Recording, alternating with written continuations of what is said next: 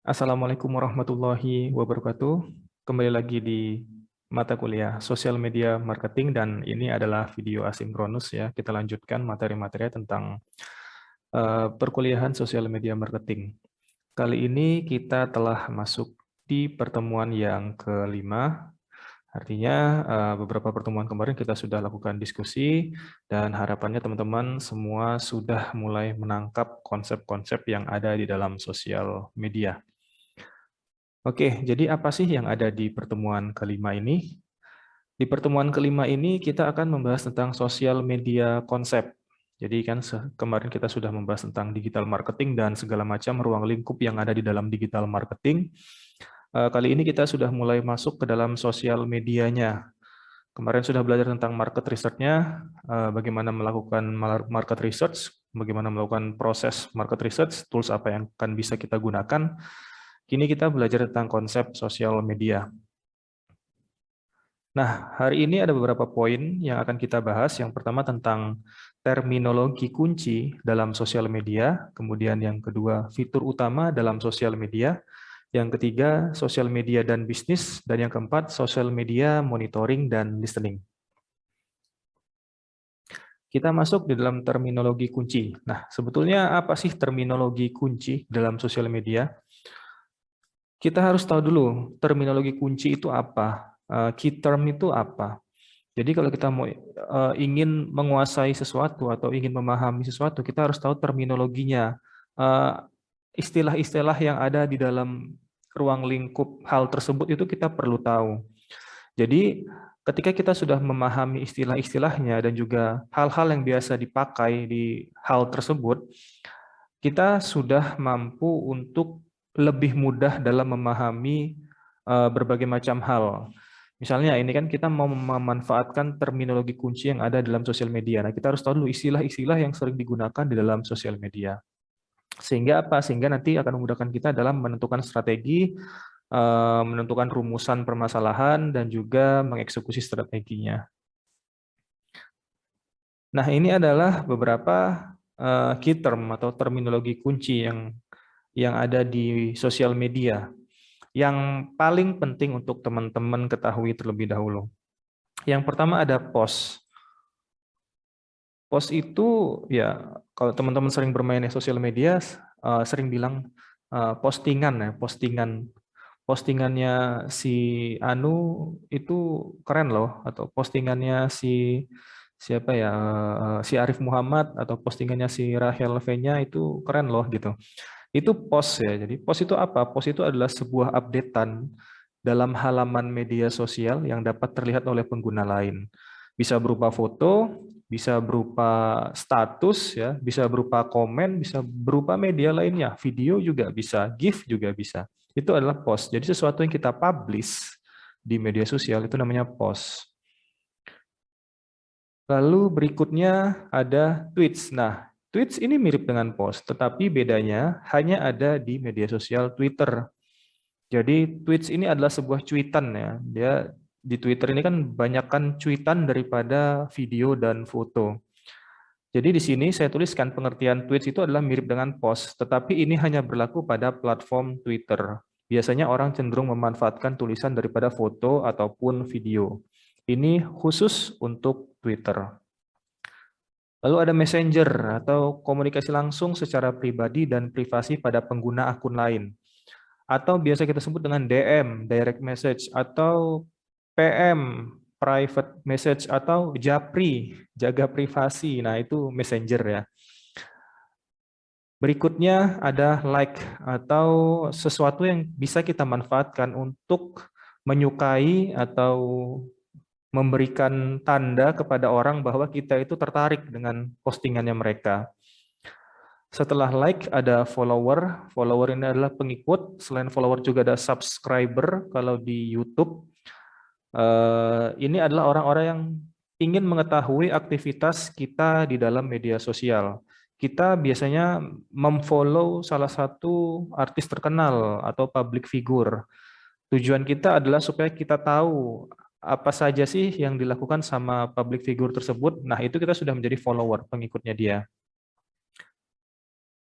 Dan ada connection. Nah, ini lebih ke profesionalitas. Ada namanya akun media sosial LinkedIn atau tulisannya LinkedIn. Itu bukan hanya followers, tapi juga ada connection. Jadi terhubung antara satu pengguna dengan pengguna lain. Nanti connection-nya ada connection pertama, connection kedua, dan connection ketiga. Itu nanti kita bahas di media sosial LinkedIn. Lalu fitur utama yang ada di sosial media yang bisa kita manfaatkan, terutama personalisasi user akun. Ini ada tipe nampaknya saya bikin PowerPoint-nya, ini Acocun ya. Sebetulnya akun ya, Acoun. Jadi kita sebagai pengguna media sosial itu bisa kita personalisasi. Personalisasi itu kita edit, kita apa ya? Kita isi profil kita sesuai dengan kepribadian kita, sesuai dengan apa yang ada pada diri kita. Misalnya Instagram kita isi namanya, fotonya, kemudian bio-nya. Kalau punya website kita bisa masukkan website, kalau punya nomor telepon bisa masukkan nomor telepon. Kita bisa bebas melakukan personalisasi user akun. Lalu ada notifications, ada pemberitahuan kalau misalnya kita memfollow seseorang, kita ingin nggak ketinggalan update-annya, ya kita bisa memanfaatkan fitur notifications. Ada engagement, fitur engagement ini bagaimana kita memiliki keterlibatan dan hubungan dengan orang lain. Ada connections yang ada di LinkedIn tadi, bagaimana kita terhubung dengan beberapa profesional yang ada di dalam LinkedIn. Kemudian ada fitur komen, kita bisa memberikan sebuah komentar pada sebuah postingan. Kalau kita suka, bilang suka. Kalau kita bilang kurang suka, bisa kita kritik postingan tentunya dengan etika-etika yang ada dalam media sosial. Lalu ada fitur sharing, kita bisa berbagi apa yang menurut kita bagus yang ada di media sosial, kemudian kita bagikan ke teman-teman kita ataupun ke media sosial kita. Dan terakhir ada fitur creation atau bagaimana kita membuat sesuatu kemudian kita posting di dalam Instagram. Bahkan di Instagram sendiri kita bisa mengkreasikan, mengedit dengan memanfaatkan beberapa filter yang ada di Instagram, beberapa fitur yang ada di Instagram. Tidak hanya Instagram, di TikTok juga bisa kita manfaatkan untuk berkreasi. Lalu berikutnya ada sosial media dan bisnis. Hubungannya antara sosial media dan bisnis. Jadi dengan memanfaatkan media sosial ini, kita bisa meningkatkan performa bisnis kita. Bagaimana caranya? Ya, yang pertama kita lihat itu ada engagement. Kita menciptakan hubungan atau ikatan antara kita dengan brand. Ataupun kalau misalnya kita pemilik sebuah brand, kita bisa menciptakan hubungan tersebut antara brand dengan customer kita. Kita bisa memanfaatkan fitur media sosial. Melalui apa? Kita bikin konten-konten yang menarik, konten-konten yang sesuai, yang relate dengan customer kita.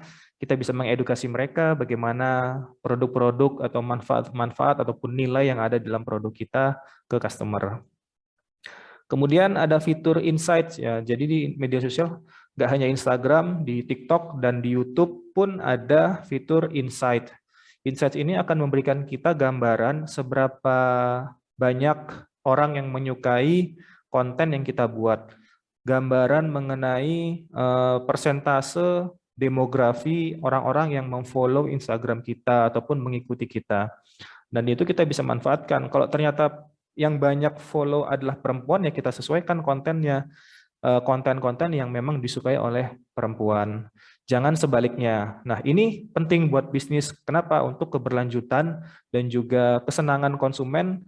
Kalau konsumen udah senang, follower senang, nah harapannya nanti akan mulai untuk tertarik membeli produk yang kita tawarkan. Lalu di situ ada sharing konten atau produk, kita bisa berbagi informasi terkait produk yang akan kita jual.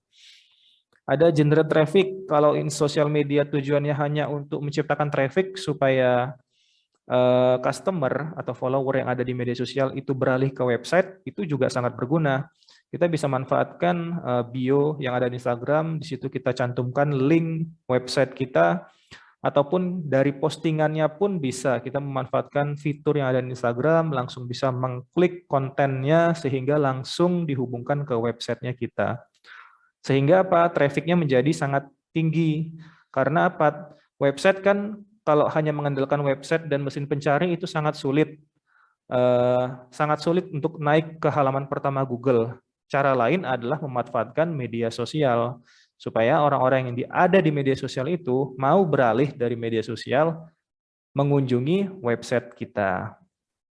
Lalu ada brand awareness dan loyalty, menciptakan brand awareness menggunakan fitur-fitur ads, advertising yang ada di media sosial, baik itu Facebook, Instagram, maupun LinkedIn. Menciptakan loyalty juga bisa, kita engage, kalau sudah engage dengan orang-orang yang ada di media sosial, harapannya dia semakin meningkat itu level engage-nya yang sebelumnya hanya membeli sehingga dia bisa menjadi loyal gitu. Dan terakhir benefitnya kita bisa manfaatkan media sosial sebagai customer service ya. Jadi beberapa perusahaan besar juga memanfaatkan media sosial terutama Twitter sebagai CS-nya. Jadi kita nggak usah capek-capek lagi harus tahu nomor telepon dari sebuah customer service perusahaan atau layanan.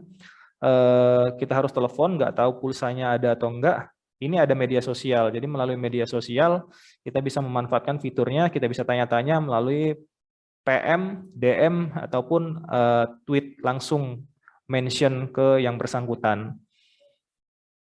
Ada social media monitoring dan listening. Nah, kalau social media monitoring, itu kita memonitor orang yang apa yang orang katakan tentang brand kita.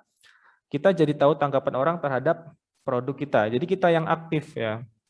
Kita aktif misalnya di Twitter ya, kita punya brand, katakanlah saya adalah seorang manajernya Janji Jiwa. Di Twitter itu kita bisa klik pencarian Janji Jiwa gitu kan. Nanti munculkan beberapa tweet yang teratas dan juga top tweet dan juga tweet-tweet yang baru saja terposting. Nah, itu memonitor. Kita melakukan monitoring terhadap brand kita. Kasusnya ini adalah Janji Jiwa. Apa yang orang katakan tentang Janji Jiwa? Oh, ternyata Janji Jiwa enak. Oh, ternyata Janji Jiwa misalnya kemanisan atau misalnya harganya kok jadi mahal sekarang. Itu menjadi gambaran kita dan bisa kita masukkan menjadi list-list untuk strategi ke depannya. Kemudian bedanya dengan listening. Listening itu tidak sekedar monitor tapi mendengarkan tren yang sedang booming. Kalau monitor kita khusus brand kita, tapi kalau listening kita harus tahu, harus peka juga dengan tren-tren sekarang. Misalnya kalau perkopian tadi, tren yang sedang hype di era pandemi ini apa? Oh ternyata banyak orang menjual kopi botolan yang literan, karena orang nggak boleh nongkrong di kedai. Itu bisa kita manfaatkan juga sebagai strategi. Nah itu integrasi antara monitoring dan juga listening. Jadi ini secara simpel ya, kalau monitoring itu tell you what, listening itu tell you why. Jadi lebih dalam lagi listeningnya.